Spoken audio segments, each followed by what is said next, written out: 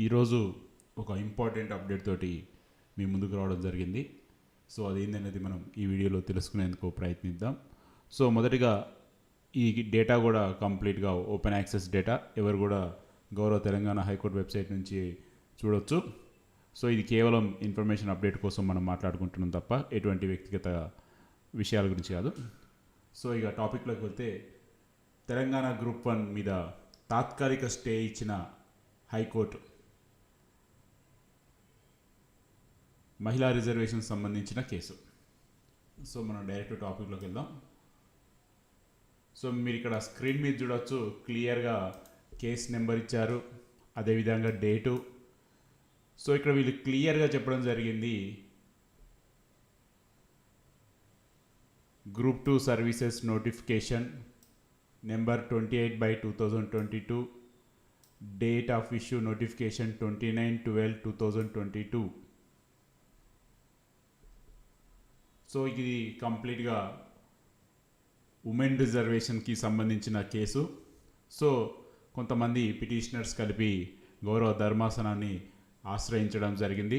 అందులో భాగంగానే గౌరవ ధర్మాసనం క్లియర్గా ఇంట్రిమ్ స్టే ఆర్డర్ని అయితే ఇవ్వడం జరిగింది, తాత్కాలిక స్టే ఇవ్వడం జరిగింది ప్రాసెస్ మీద.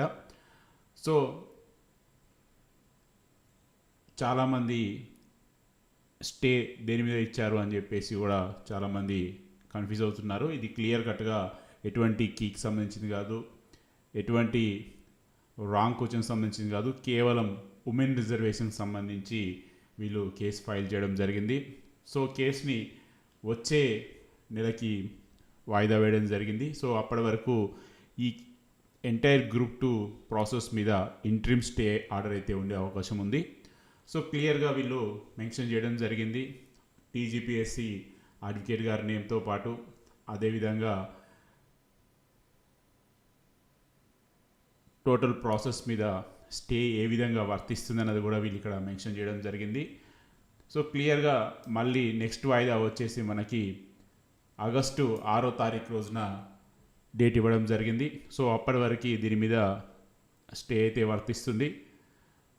సో అదేవిధంగా దీని మీద ఇచ్చే ఆర్డర్ కూడా తుది తీర్పుకి లోబడే నోటిఫికేషన్ ఉంటుందని కూడా వీళ్ళు మెన్షన్ చేయడం జరిగింది. సో చూడాలి మరి మళ్ళీ ఏం జరగబోతుంది. మరి 6వ తారీఖు రోజున మీ అందరికీ తెలుసు, ఉమెన్ రిజర్వేషన్ అనేది వర్టికల్ హార్జెంటల్ అనే ఇష్యూ గతంలో చాలా పెద్ద న్యూస్గా ఉంది.